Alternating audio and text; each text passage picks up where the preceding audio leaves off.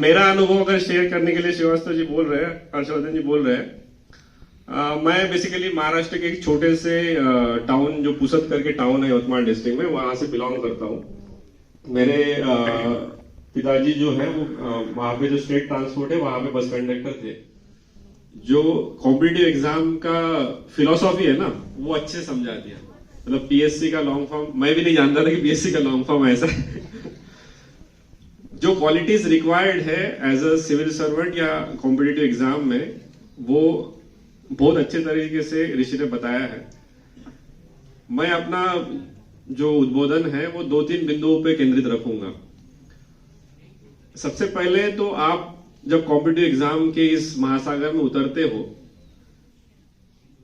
तो जिस भी पोस्ट के लिए आप ट्राई कर रहे हो, वो पोस्ट आप क्यों करना चाहते हो, उस पोस्ट पर आप क्यों जाना चाहते हो, इसके लिए खुद की क्लैरिटी जो है, मतलब आपका एम वो क्यों है, उस क्यों का जवाब अगर आप अपने आप से अगर ढूंढ लोगे, तो मेरे ख्याल से 50% सक्सेस तो वहीं पे आ जाती है। क्योंकि बहुत सारा अभी मेरे साथ भी बहुत सारे प्रिपरेशन करने वाले लोग थे। आप भी अभी सोचते होंगे कि यार मेरा दोस्त ये कर रहा है, या इस नौकरी से बहुत पैसा मिलता है, पावर मिलती है।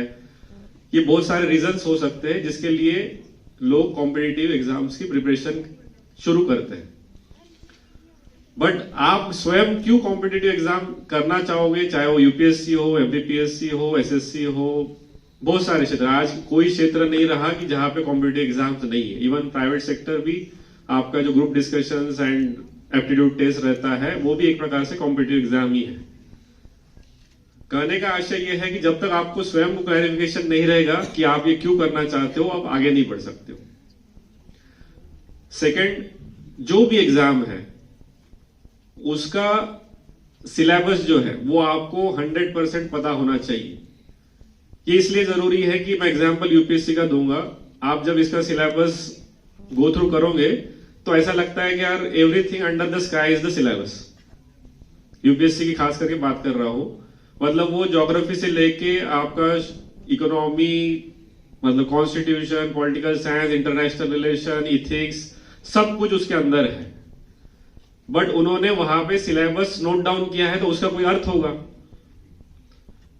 तो सिलेबस को जानना जरूरी इसलिए है कि आप जो पढ़ाई करोगे वो उस सिलेबस के परिधि में जो भी चीजें आती है वो आपको पता होनी चाहिए।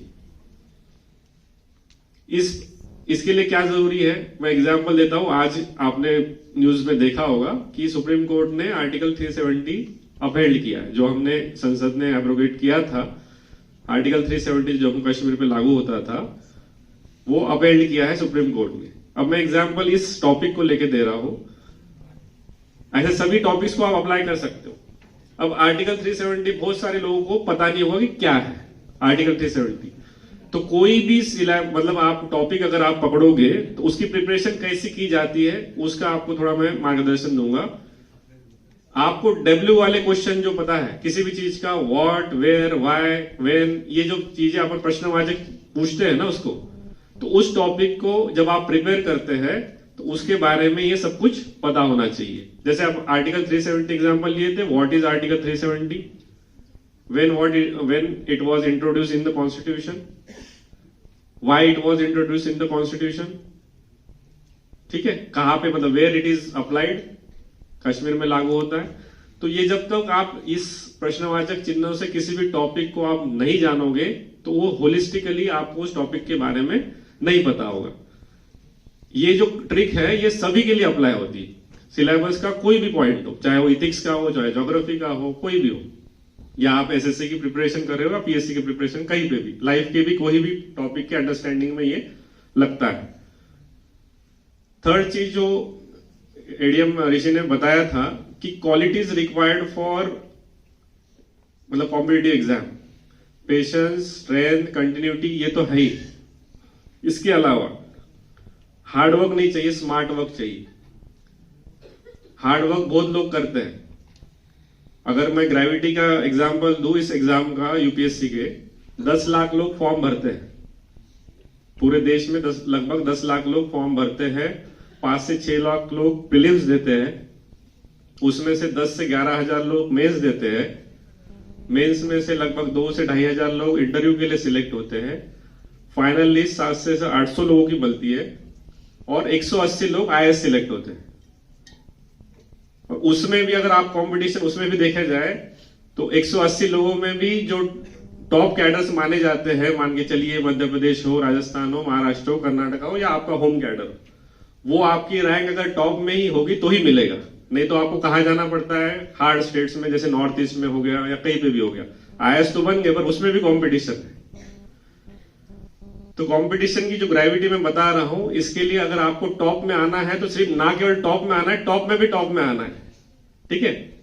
तो इसलिए अपने को अपना प्रिपरेशन उस हिसाब से करना पड़ेगा। जब भी पीएससी का प्रिपरेशन हो या जो भी कॉम्पिटिटिव एग्जाम्स का प्रिपरेशन हो, अभी ऐसी स्थिति है जैसे हम 6-7 साल पहले, मुझे सिलेक्शन को अभी 6 साल हो गए, ऋषि उससे भी पहले सिलेक्ट हुआ है। जो एग्जाम्स के सिलेबस के बुक्स है या जो भी रिसोर्सेज आप यूज कर रहे हो, आज की स्थिति में वो बहुत ज्यादा मात्रा में अवेलेबल है। इस क्लास की नोट्स उठाओ, उस क्लास की नोट्स उठाओ, इंटरनेट पे ये वीडियो देख लो, आपको तरह तरह का गाइडेंस आपके सीनियर्स दे सकते हैं, आपको इंटरनेट से गाइडेंस मिल सकता है। बट मेरा सुझाव ये रहेगा कि किसी भी एग्जाम की प्रिपरेशन के लिए जो आपका बेसिक मतलब बुक्स है उसको आप छोड़िए नहीं। एग्जाम्पल यूपीएससी के लिए आपका बेसिक जब क्लियर करना रहता है तो आपको एनसीईआरटी पढ़ना ही है, एनसीईआरटी की टेक्स्ट बुक पढ़ना ही है। उसके बाद फिर आप अप्लाइड के लिए आगे की बुक्स पढ़ सकते हो, पर किसी भी सब्जेक्ट की 1 से 2 बुक के अलावा बहुत सारे नोट्स के पीछे नहीं लगना है। भाई इस टॉपर की नोट्स है, उसकी नोट्स है, बिल्कुल नहीं। अगर आप टॉपर्स के इंटरव्यू अगर देखोगे या पढ़ोगे उसके लिए, तो वो उन्होंने क्या किया है, 1 से 2 बुक्स जो रिसोर्स मटेरियल है उसको बार बार पढ़ा है।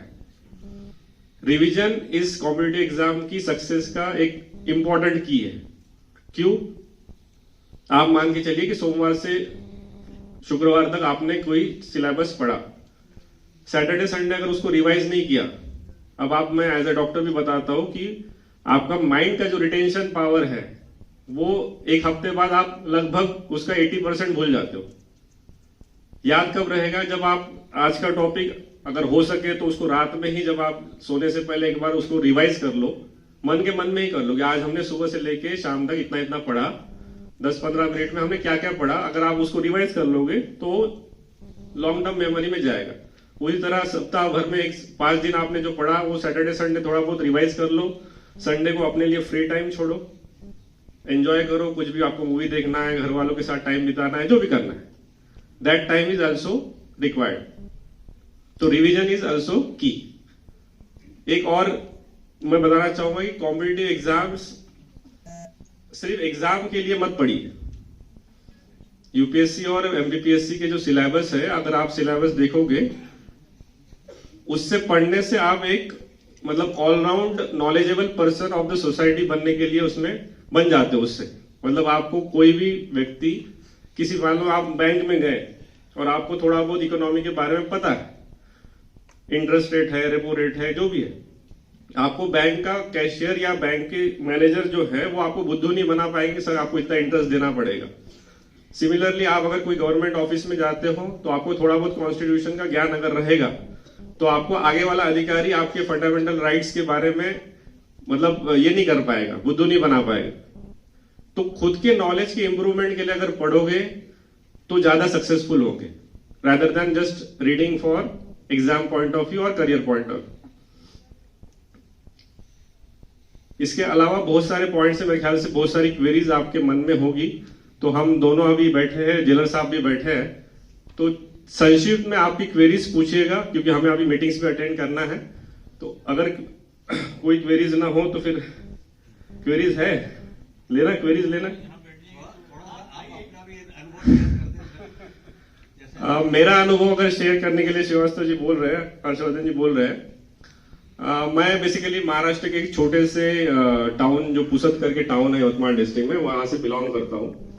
मेरे पिताजी जो है वो वहां पे जो स्टेट ट्रांसपोर्ट है वहां पे बस कंडक्टर थे। उसके मम्मी जी जो थी, वो मम्मी है अभी भी हाउसवाइफ प्लस आप बोल सकते हैं कि ऑलराउंडर गृहिणी के टाइप में थी, कि वो सिलाई काम भी करती थी, ट्यूशन भी लेती थी, सब कुछ करती थी। होम मिनिस्टर आप बोल सकते हो। मेरा बड़ा भाई है जो मेरे से 2 साल बड़ा है और वो इंजीनियर है। 12th के बाद मतलब फर्स्ट टू 12th लगभग आप बोल सकते हो कि टॉपर ही रहा हूं हर जगह पे। बट उसके बाद जब साइंस मतलब मम्मी की इच्छा ये थी कि आप, मुझे पर्सनली इंजीनियरिंग पसंद था और भाई को मेडिकल पसंद था।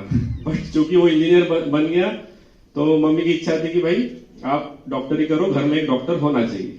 तो मैंने बोला माँ कि आपकी कहने से मैं एमबीबीएस तो कर लूंगा, एमबीबीएस के बाद जो भी कुछ करना है वो मैं मन से डिसाइड करूंगा। क्योंकि 10th में जब मैं मेरिट आया था तभी मैंने बोल दिया था, मतलब आपके घर में जब मीडिया वाले आते हैं तो आप रिपोर्ट करते हो कि आप बड़ा होके क्या बनने वाले हो। तो तब मुझे पता नहीं था कि आईएएस या कलेक्टर क्या होता है, तब मैंने ऐसे ही बोल दिया कि मैं कलेक्टर बनूंगा करके। इसका एक पीछे का एक ये भी है किस्सा कि जब 10th में मेरिट आया था तो हमारे जिले के जो सीओ जिला पंचायत थे यवतमाल जिले के, तो वो हमारे स्कूल में आए थे हमारा सत्कार करने के लिए। तो उनको देख के थोड़ा सा प्रभावित हुआ था क्योंकि वो डॉक्टर श्रीकर परदेसी पीएमओ ऑफिस में भी काम कर चुके हैं। उसके बाद एमबीबीएस किया। एमबीबीएस में थ्रू आउट मतलब आप अंडर ग्रेजुएशन कहीं ना कहीं एकेडमिक्स के साथ साथ एक्स्ट्रा कुरिकुलर एक्टिविटीज जैसे स्टूडेंट काउंसिल हो, इंटर्न्स एसोसिएशन हो, उसमें एज अ प्रेसिडेंट मैंने काम किया था। जिससे क्या हुआ कि एक एडमिनिस्ट्रेशन से थोड़ा तवज्जो थोड़ी सी ज्यादा ये हो गई थी।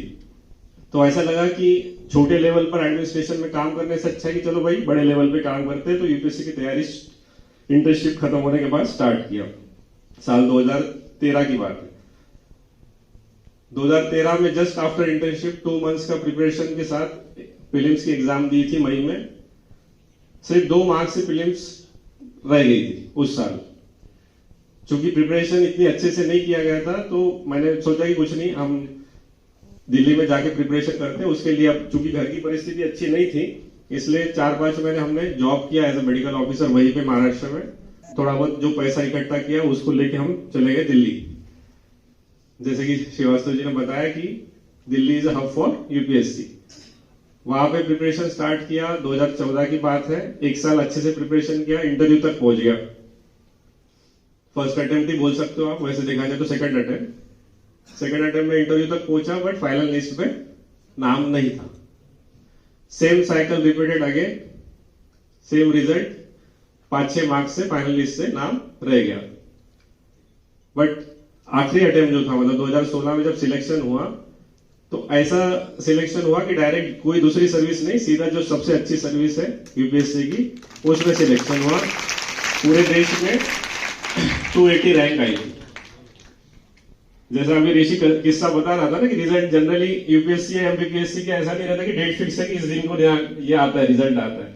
तो हमारा भी वैसा ही था कि हमारे यहाँ पे भी एक चाय की दुकान थी, हम आते जाते रहते थे। प्रीलिम्स 1 महीने पे फिर से आ गई थी तो प्रीलिम्स का प्रिपरेशन भी कर रहे थे, साथ साथ में रिजल्ट का भी देखते रहते थे। तब ये बोर्ड वाली सिस्टम नहीं थी, वो कहीं ना कहीं यूपीएससी की वेबसाइट पे रिजल्ट आ जाता था। तो हम जो प्रिपरेशन करने वाले 3 दोस्त थे, सेम रूम पार्टनर्स आप बोल सकते हो, तीनों का भी उस साल में हमारा सिलेक्शन हुआ। 2 आईएएस में है और मैं आईएएस में हूं। तो कहने का आशय यह है कि जो फेल्यूअर्स आए उससे नाराज नहीं हुआ। मतलब आप समझ सकते हो कि मैं एमबीबीएस हूं और मेरे साथ वाले उस समय तक पीजी कर चुके थे। सुपर स्पेशलिटी में उनका मतलब मान लो डीएम न्यूरो, कोई न्यूरो सर्जन बन रहा है, कोई कार्डियो सर्जन बन रहा है, उसमें भी उनका सिलेक्शन हो गया था।